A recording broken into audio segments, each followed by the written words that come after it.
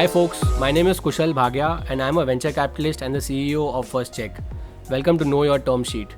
This is going to be a series of videos where I explain the most common terms and clauses in a typical venture term sheet and other most commonly used startup jargon which first time entrepreneurs have a lot of problem understanding. So today we are going to be talking about one of the most important terms in pretty much every term sheet, that is liquidation preferences. Consider this: if you raise $2 million at a $10 million post money valuation and say your company doesn't do so well and you end up selling it to somebody else for say $1 million eventually, right? Not bad, right? You will still make 80% of the 1 million as a founder, right? Wrong. You forgot about liquidation preferences. Liquidation preferences is a term which basically covers a downside risk for the investor. What this means is that if I give you $2 million on a $10 million valuation, I will at least get my $2 million back in any exit event, right? And that is when the liquidation preference is defined as 1x or 1 times the amount invested by the investor in the company. An exit event could be a full or partial sale of the company, buyback of the company's shares, etc. It's basically defined as a change in control of the company's management. Usually this is somebody else buying out the company. This sounds unfair to founders when they first hear it, but it's not that bad if the preference is 1x. Remember from my earlier videos, your company didn't really have any value till the investor gave you the money, right? Plus they gave it to you with no collateral and pretty much no security, largely trusting your story and taking a bet on you.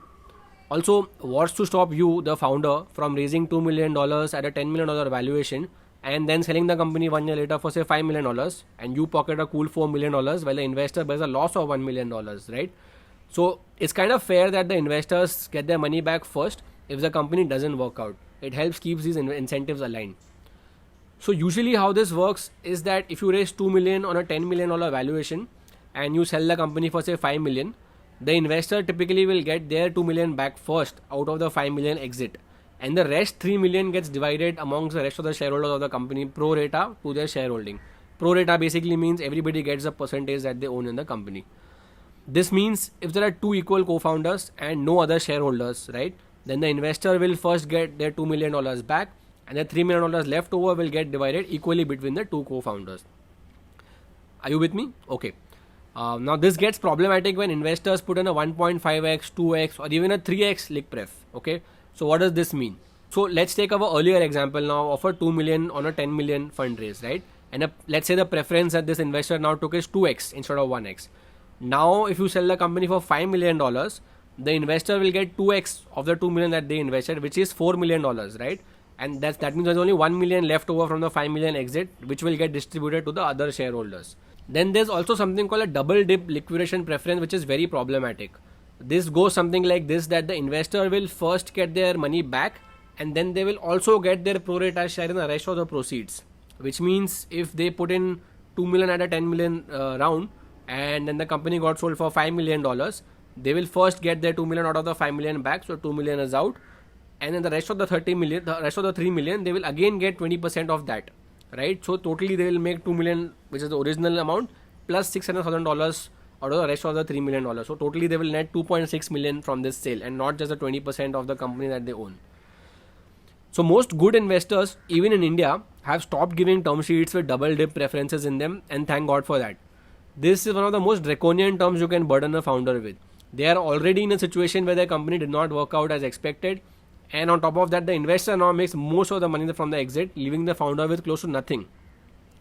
I still have seen term sheets with a 2x or more liq pref for larger VC rounds, which I am also against, and I always advise founders to try and negotiate it or try harder to maybe find a better investor than this. In fact, it may be better to take a 2 million on an 8 million valuation rather than a 10 million valuation if the liq pref is lower, right? Because whatever the liq pref is, you as a founder are basically promising to return at least that much money to the investor before you yourself make any money, right? So you're keeping the bar higher and higher for yourself, which is a dangerous promise to give. What you also need to realize is that liquidation preferences usually stack up with seniority. So what does this mean? Let's take an example, okay? So let's say a company raises 2 million in its first round on a $10 million valuation, a post money valuation, and the first investor is investor A, who gets a 1x liq pref, okay? Then the company does well and 1 year later it raises 5 million on a 20 million valuation from investor B, again on say a 1x liquidation preferences, but this time this is senior to investor A because they put in more money, okay?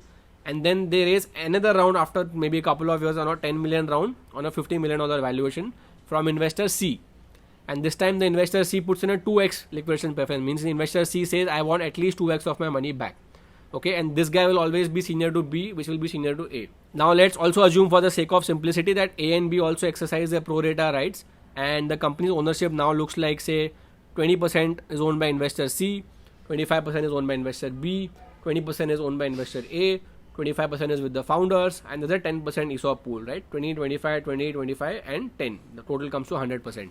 Now, what would happen if this company gets sold for, say, less than the valuation of the last round? Say this company is sold for 40 million, right? They raised the last round from investors C at a 50 million valuation, but things didn't go well. Things don't work out as per plan always, and they ended up selling for, say, $40 million, which is less than the last round's valuation. What happens is that the money gets distributed as per the liqupref stack. Right, so what this means is that investor C will first get 2x of their money back because they are a 2x liqupref, right? So of the 40 million exit, straight away 20 million goes to them. Okay, then investor B, they will get 25% of the 40 million exit, which is 10 million. That's the minimum you promised them, right? Now, fortunately, this is already 2x the amount they invested, so they will get $10 million back. They put in 5 million, they got 10 million, they are out. Investor A gets 20% of the 40 million exit, which is $8 million, right? Now again, thankfully, this is higher than the 1x liqupref that they had.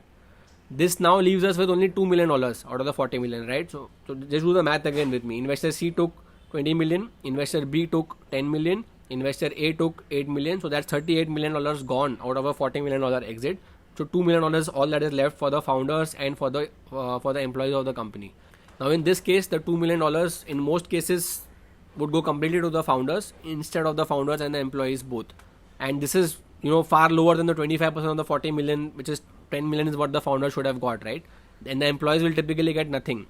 Some founders go out of their way to make sure that the ESOP holders also make some money in this scenario. But most agreements are structured such that they are not obligated to do this, and they can just take whatever is left. So you can think of various such scenarios and play them out, right? And see how they play out. But basically, the more rounds of funding you raise as a founder, the more your liquidation preferences stack up, and the lesser money you and your team will make if the company doesn't work out. So this is all good, of course, if the company is a blowout success like an Airbnb or a Facebook, but those are exceptions. Most startups fail, and even after raising Series A and Series B, a lot of startups do fail. So what can you do as a founder? One, almost never say yes to anything higher than a 1x liqupref unless you are really, really desperate for the money. 2, try and stack the preference equally. That is, in the above example, investor C and B will have the same preference, right? So there's no seniority given to investor C because they came in late. The good part is your existing investors will also always prefer an equal preference to the incoming investor, since they actually took more risk by backing the company earlier, right? And this is good for them as well. 3, take lower valuations over higher preferences. The higher the preference, the higher is the bar for you to actually make any money. So always consider taking a lower valuation over giving somebody a 1.5x or a 2x, 3x liquidation preference. And 4, pray that you never have to sell your company for less than your last round's valuation. VCs have a responsibility to protect the capital that they raise from their investors, so they will never sign on a term sheet that gives them no liquidation preference.